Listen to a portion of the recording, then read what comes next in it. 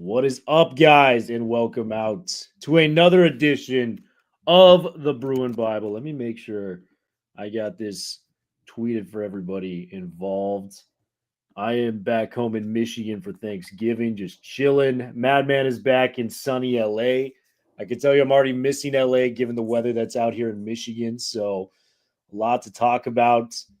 Run it, man. It's ironic thrill that you're in Michigan, the week of the game, Everyone's talking about it, man. That and the quarterback they were able to pry away from LSU last week. I mean, yeah.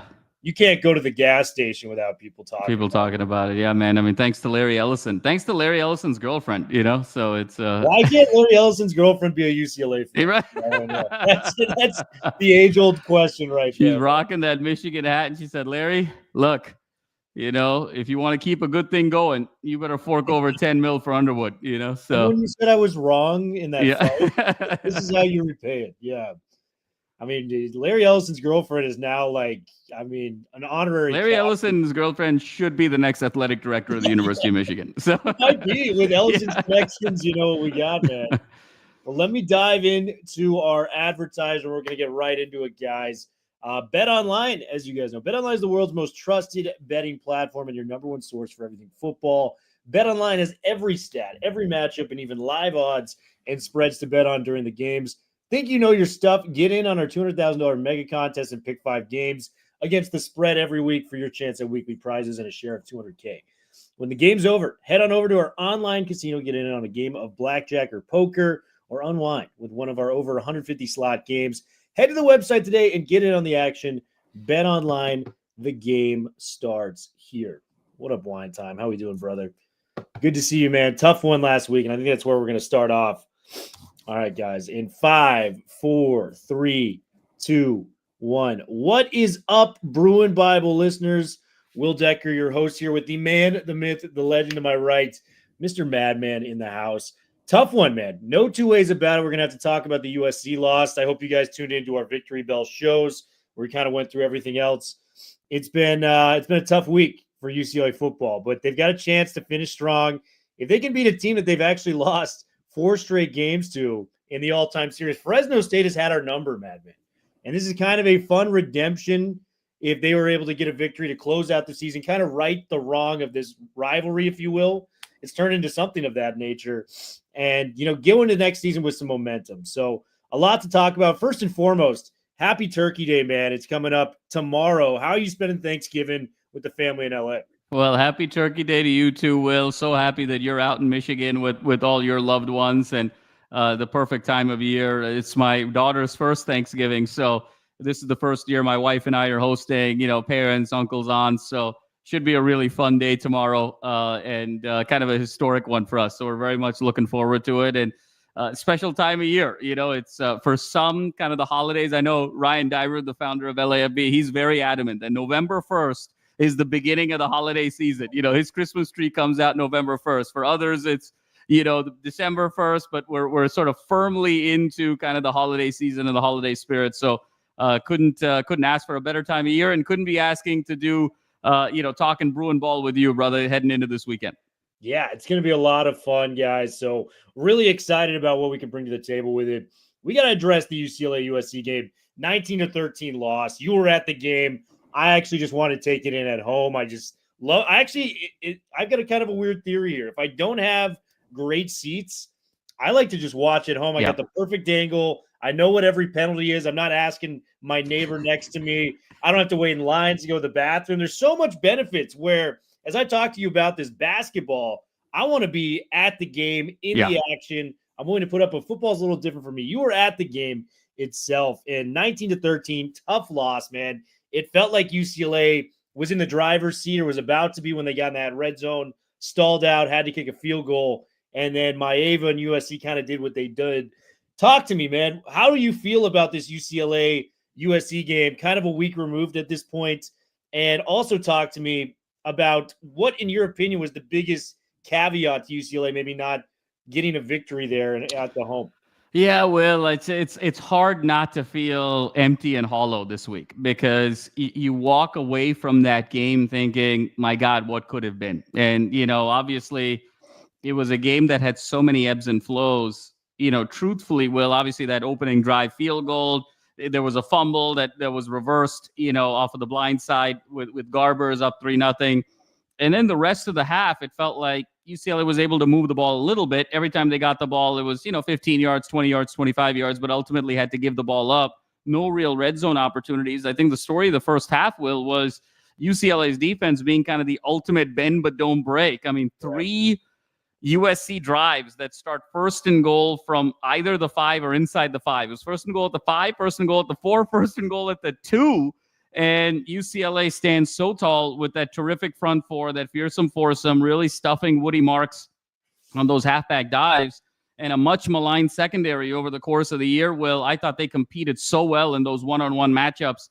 SC kind of kept going to those fade routes, thinking that they had an advantage in terms of SC receivers to UCLA corners, and UCLA competed their tails off. And you felt kind of going into the half 9-3 that, man, this could have been 17-3, maybe 13-3, 21-3 even. So the fact that it's 9-3, you felt really good. Then obviously that half with the 3 unsportsmanlike penalties that I thought was very questionable, to be honest with you. It's inexcusable that game 11 we're still having these conversations about discipline when the first pillar of Deshaun Foster's entire program is discipline. So how does this keep happening week after week? And so when you're sort of kicking off from your own 5, I mean, SC got the ball at the 50-yard line. You're thinking this is now the moment where it breaks. And then, the defense stops them again and then stops them again. And then finally, I think that screen pass to Harden really sort of opened some things up. And then that fade route to J. Mike, we've been waiting for it all year, Will. 5 catches for 117, but he had 3 25-plus yard catches. And that leads to that inside screen to Matavao, 10-9. The place is going crazy. Defense uses that momentum, gets another stop, and then the deep ball to J. Mike on play action. And then, Will, there was a turning point there, first and goal at the 5. Then you get that false start, and then you get the sack. And now all of a sudden, you're second and goal at the 17-yard line when it was first and goal at the 5. So, you're able to get the 3 there, but you felt like, if you could have gotten the 7, it's 17-9. But in a lot of ways, Will, it sort of almost kind of evened out with the red zone stops on the other end.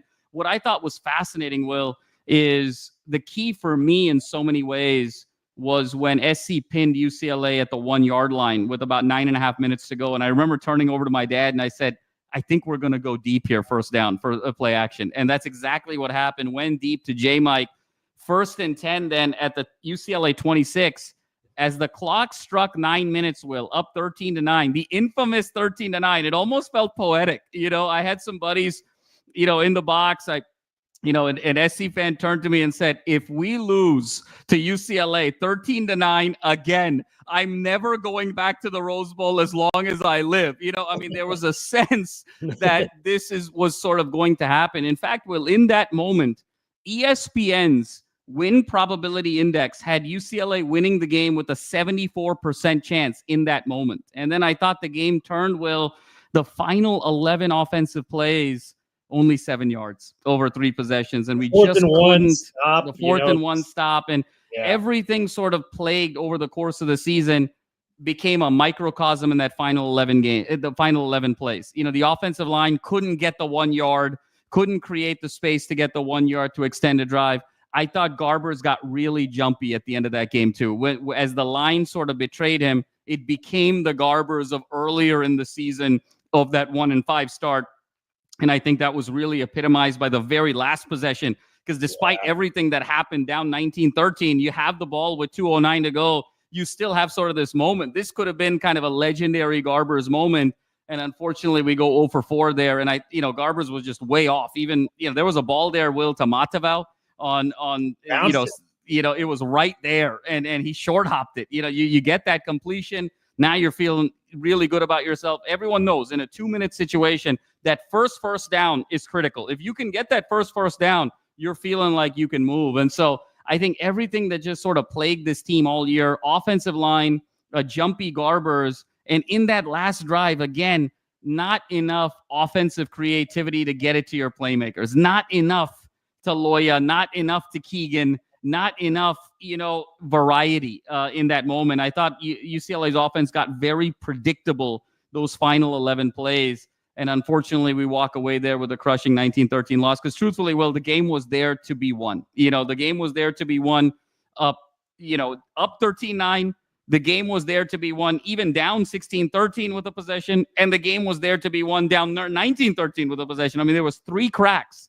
This offense had 3 cracks at an opportunity for a win. And it's really heartbreaking that, this is how the season ultimately ends without a bowl game in year 1 of the Foster era. It's the things that bit this team all year came back to bite them in the final 11 plays of the victory belt.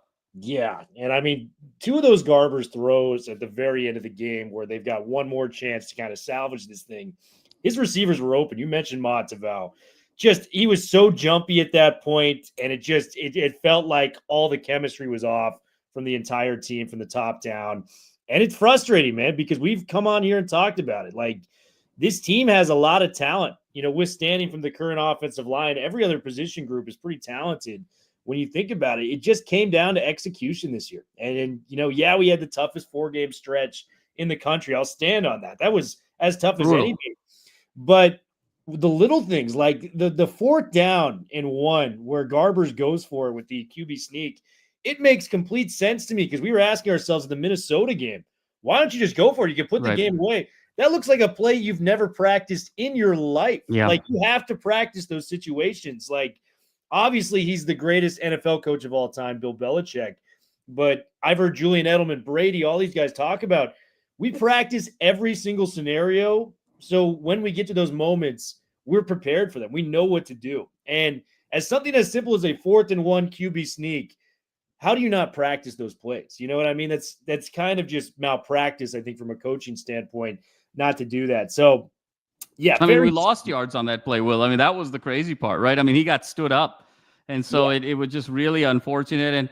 And you wonder a bit, you don't want to sort of nitpick so much, but 3rd and 1, I don't know why Keegan is the running back on 3rd and 1. Keegan is he's your game breaker. He's your scat back. I mean, Harden's the guy on 3rd and 1. I mean, frankly, it's really sort of Berger. I mean, but Berger was hurt. Berger would be the guy in that situation. But I would have gone with Harden on 3rd and 1 there. Keegan's not the guy that's going to get you the 3rd and 1 tough yards. He's the guy that's going to pop it. So just really kind of questionable, sort of play calling. We didn't get our playmakers the ball in situations where they were successful. I wanted to see kind of Loya get the ball more in those 5, 6, 7 yard slot type of plays. Keegan get the ball in space in those final 11 plays.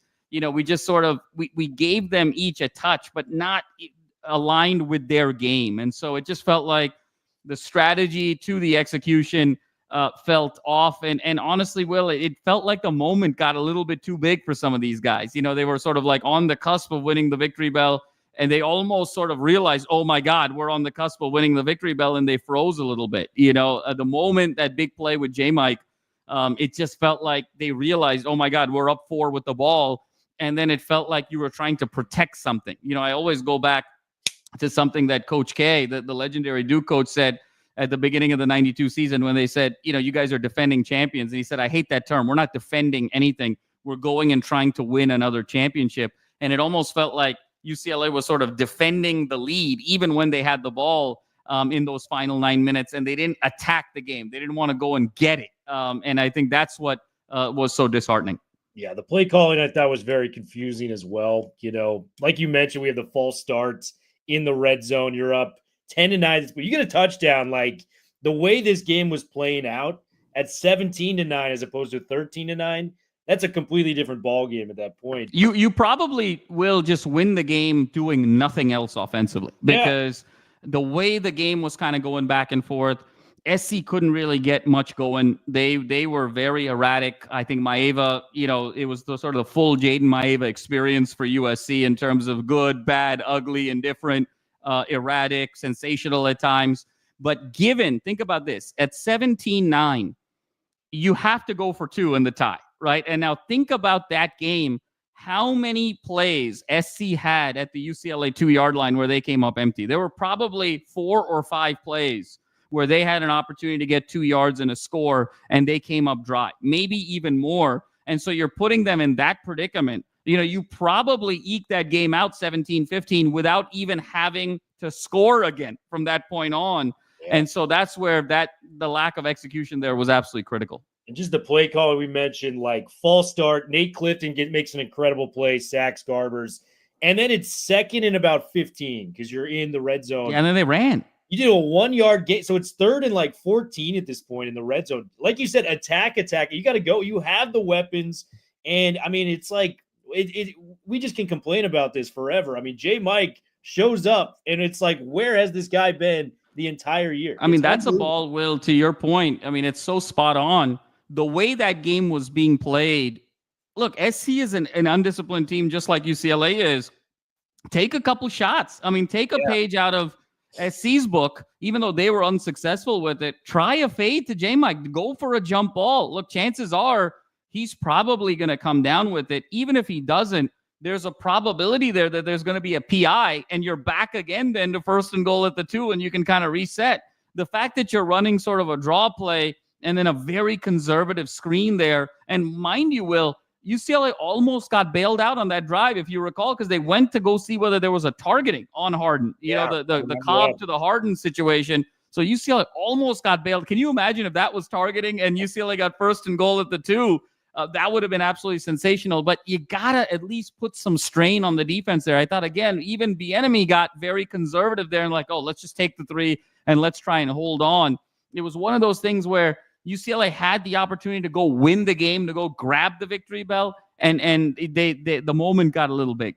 Yeah, and we talked about on the Victory Bell show just 3, catches between Loya and Matavao. I mean, just unacceptable at so many different levels. You want to win a game like that, you got to target your most consistent performers out there. And those were the 2 guys coming in this game you felt the strongest about heading to USC week. So much to improve upon.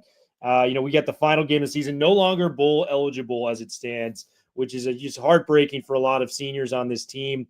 I want to give a shout out to Coach Malloy because he's done a hell of a job with this team. Absolutely. And I think, like I said on the Victory Bell recap show on Sunday, the one kind of thing we can hold on to is, our team kind of looked like a mess this year, but so did that team across town. They're paying their coach $100+ million. So you at least have that going for you where you have everything money can buy on the other side and it's still not working. You know what I mean? So we can kind of get through that USC game. Tough loss. One more game left in the season. It's Fresno State. And this team has represented the boogeyman in so many different scenarios for UCLA over the past, 21 years. I mean, we go back, it's been since 2003. I mean, the last time, it was before, I think it was 1998, the last time we won a game against them. 2003 was the beginning of their 4-game win. Yes, yeah, 2003 is when they won. Yeah, it's 98. They won 17-9, and riddle me this, the Silicon Valley Football Classic. Just one of those bowl games that you can't ever forget, right? The Orange Bowl, the Fiesta Bowl, the Silicon Valley Bowl Classic back in 2003 in San Jose. You have that. And then we were doing the show at the time, the 40-37 loss. The Hainer, the Jake Hainer game. That game, that one has some allure, that one in a heartbreaking fashion. That was crushing because that was the week that we came off the huge win against LSU with Orgeron and all his sissy blue shirts comments and all of that nonsense and just smashed LSU. And, UCLA got up to 16. I mean, we had big dreams that year. I mean, there was talk of Rose Bowl and all of that. I mean, we were riding very high. And Hainer comes in and that was still, to me, Will, one of the great road performances of anyone I have seen at the Rose Bowl in the last 30 years, what Jake Hainer did that night. And people forget they had USC at the Coliseum the next year, and they're playing Caleb Williams really tough. And he got hurt. I'm not talking about the 2023 version of USC where the wheels just fell off. This was 2022 where they, were a game away from really going to the college football playoff.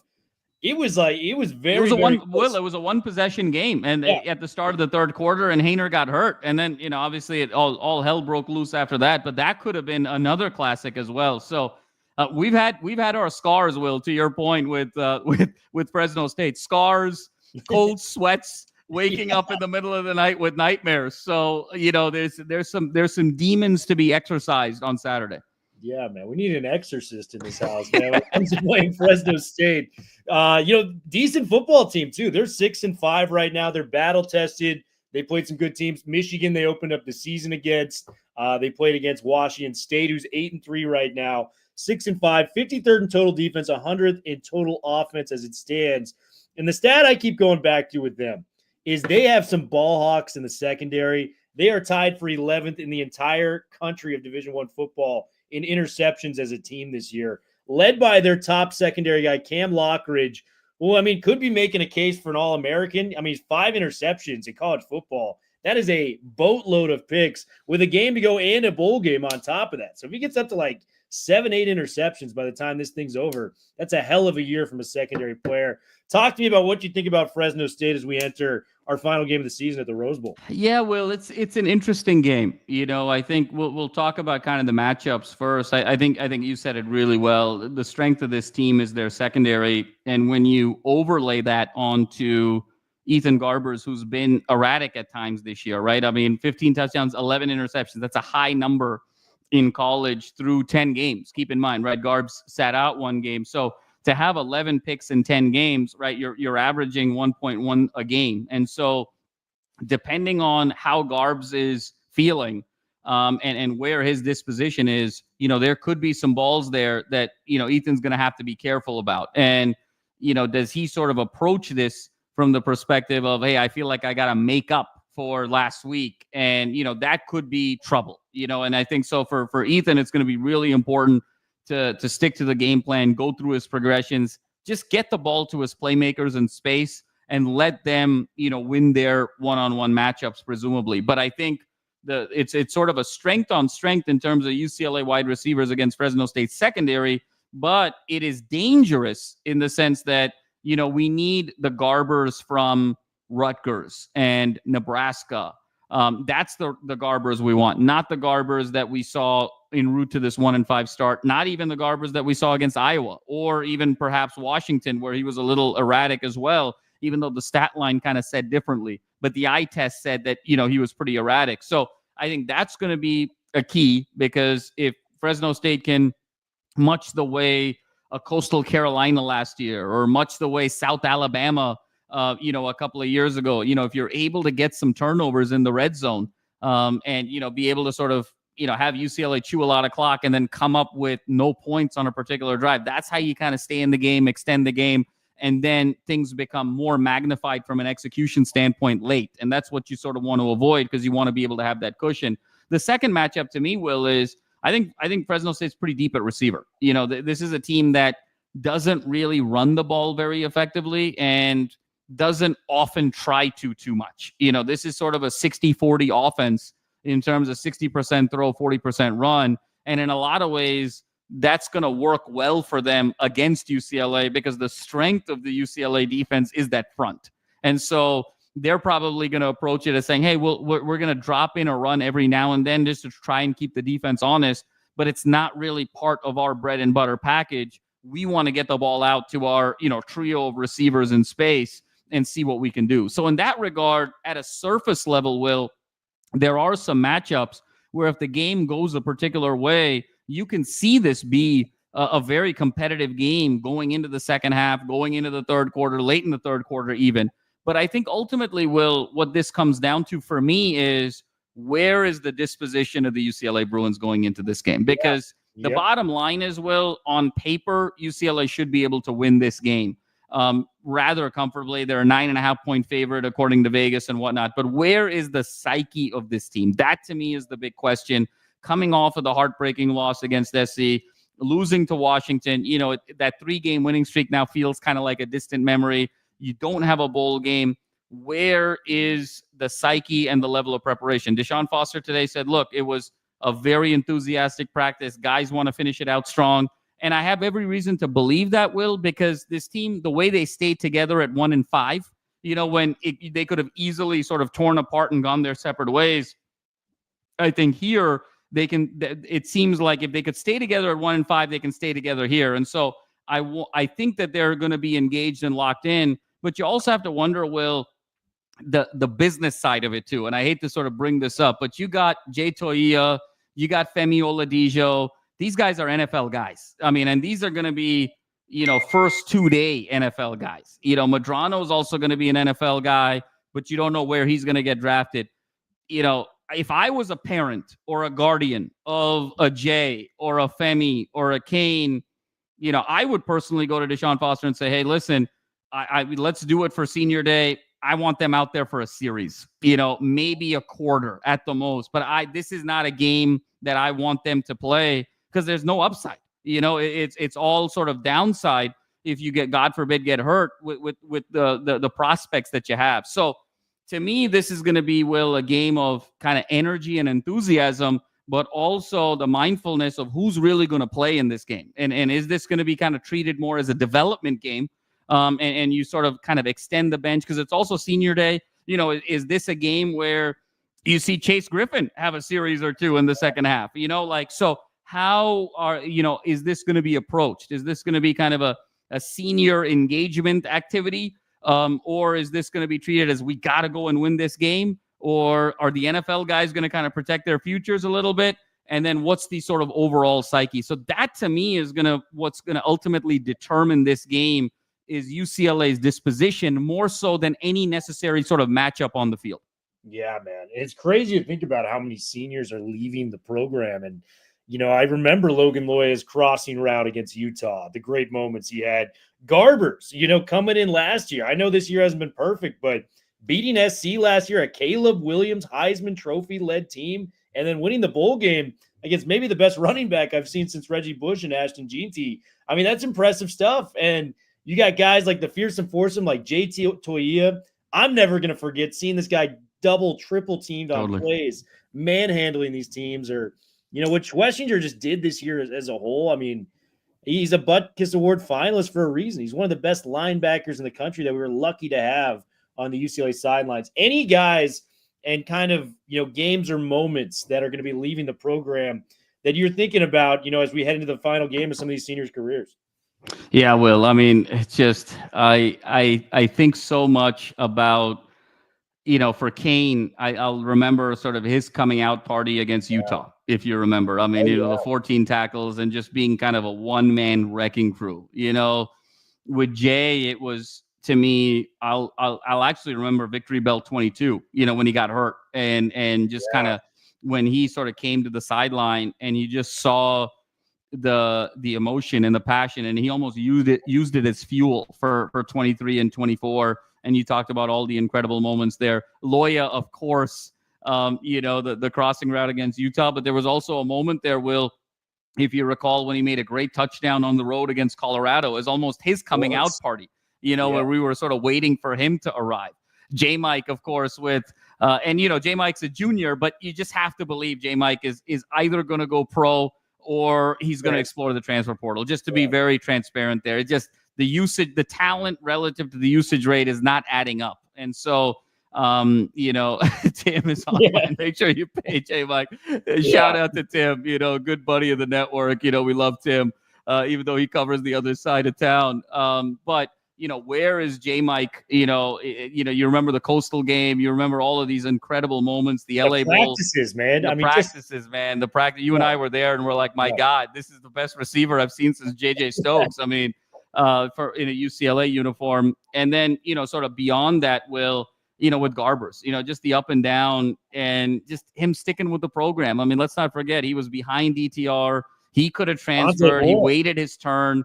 And then last year had the starting job, and then the whole Dante Moore saga, and then comes back, wins the Victory Bell game against, Heisman winner and eventual number one pick, Caleb Williams. SC has 3 yards rushing in that game, and, he throws 3 touchdowns, wins the Victory Bell, and then comes back and wins the LA Bowl. So these guys have given us so much, Will, in terms of terrific memories. And that's why I think the 3 guys that I think have the most on the line on Saturday, and the 3 that I'm really looking for, one is Garbers for all of these reasons. I think, just given the ebb and flow of his career, Will, I think it'd be great for him to go out a winner. And I think it's important to him, given his career, to sort of close it out right. He'll always be remembered as a guy who beat SC. He'll always be remembered as a guy who won a bowl game. Let's not forget, Will, the number of years we've talked about this, that UCLA has beaten SC and won the bowl game in the same year.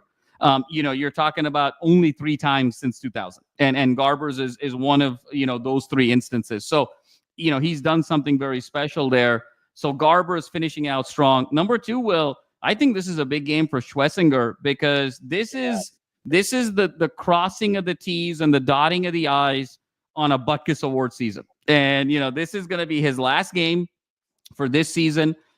He's also a junior, but I think there's a lot of conversation about does he go, and he probably should, to be very honest with you, just given the year that he's got. But this is one more opportunity. I think Schlesinger wants a 12, 14, 15 tackle game to really solidify that Butkus Award. And I think that's going to be really important to him. And then the third guy, Will, to me, heading into next year, that it's going to be really important is Eric Bieniemy. I want to see what kind of game EB calls because, Will, for all of the conversation about Eric Bieniemy and who he was with Kansas City and in the NFL and as a previous play caller, Will, there's been 11 games this year. 8 of the games, UCLA has failed to score 20 points. Yeah. Okay, one game was exactly 20 points. One game was 27 points, and one game was 35 points. UCLA's only scored 30 points once this season. And so I think Eric Bieniemy needs a very strong game from a play calling perspective, particularly after what we saw against SC last week, to build some momentum going into year 2. Well, let's not forget, he's on a 2-year contract. Next year is going to be kind of a make it or break it year in my mind for Eric Bieniemy. I think there's a lot of questions about what his role was in Kansas City exactly. And given to what you have said in the past, the conversations we've had, given his lack of success as a play caller in college prior to Kansas City, given kind of the veil of mystery of his role in Kansas City, and then given kind of what happened with the Washington Commanders last year, next year is a make it or break it in my mind for Eric Bieniemy, where if things don't go the right way, Deshaun Foster is going to have to get another offensive coordinator for 2026 to preserve his own job, to be very honest with you. So I'm very curious to see what kind of game Eric Bieniemy calls to kind of set some momentum going into 2025. Yeah, man, there's a lot to look forward to with this season, a lot to look forward to the offseason. Hopefully the Bruins can enter the transfer portal, get some guys, maybe bring back Mike, maybe bring back some of these incredible talents that they have that just weren't used properly in 2024. So, guys, thank you guys for coming out. Bruin Bible, we're going to have a recap for Sunday's game coming soon. Bruin Bible, we're out, guys. You guys have a great Thanksgiving and look forward to speaking with you guys soon. 4's up, ladies.